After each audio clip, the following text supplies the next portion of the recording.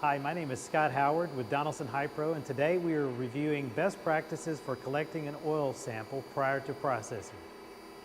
There are 4 components that we need to make sure are flushed properly before we fill up the bottle and sending off to the lab or to process with your own equipment. Those 4 components are the lid and the bottle itself, the sample valve, and the components around the sample valve, whether it's the elbow before or the hosing or the piping. We need to make sure that any contamination built up in these components is flushed out before we fill up the bottle and cap it before analysis. So the first step, we have a bucket here, have the hose. I'm going to agitate this line as I start oil flow. So you'll see me open and close, open and close. That's to get oil movement back and forth so that any contamination that's built up in this area will be removed.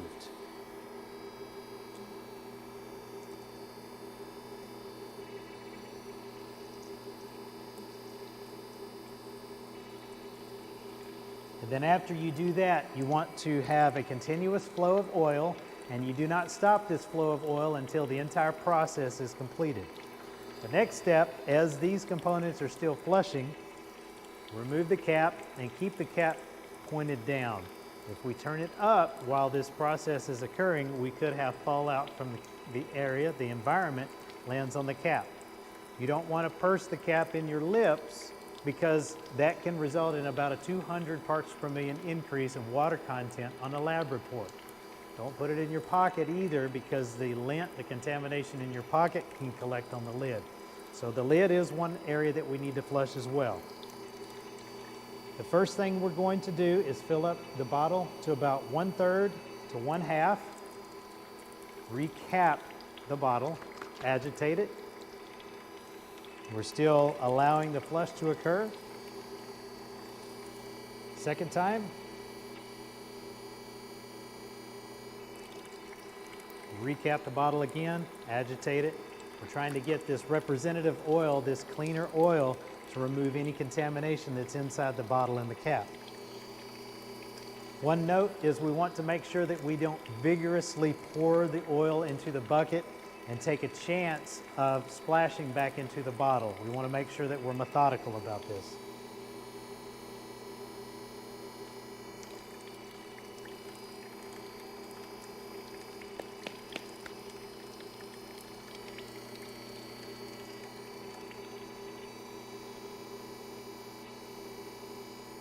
Do this fill and flush 3 to 4 times maximum.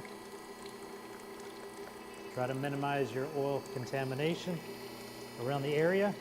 And then the last time, we'll fill it up to the 90% mark. You'll see the top where the neck is. You want to leave a little air pocket at the top. So when you process it or the lab processes it, there's an air pocket that allows for agitation before processing. And at that point in time, when you cap it for the last time, is when you then shut off your oil flow. So this process is very cumbersome. It takes time. But remember, the particle count that we receive, the information that we put on the lab report after this process gives you 2 things. It's trendable data and it's actionable data. So when you look at the information on the lab report, it's believable so that you can then see if you have a contaminated system or not. And one other note, with a very clean system, it takes a lot more effort to prove that it's clean because it doesn't take much outside contamination to negatively affect your lab report. So as your system gets cleaner and cleaner, this process is more and more important to perform correctly. One thing I would recommend you do is if you want to test it yourself, you can always get a second bottle.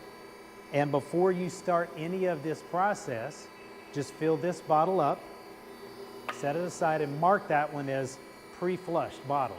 Then go through this entire process of cleaning these 2 components and the cap and the bottle on the second bottle and compare the notes between the 2. You should see a difference. If you have any contamination buildup at all in this system, you will see a difference in the lab reports between the two samples. Okay, that is best practices for collecting an oil sample prior to processing. Thank you for your time.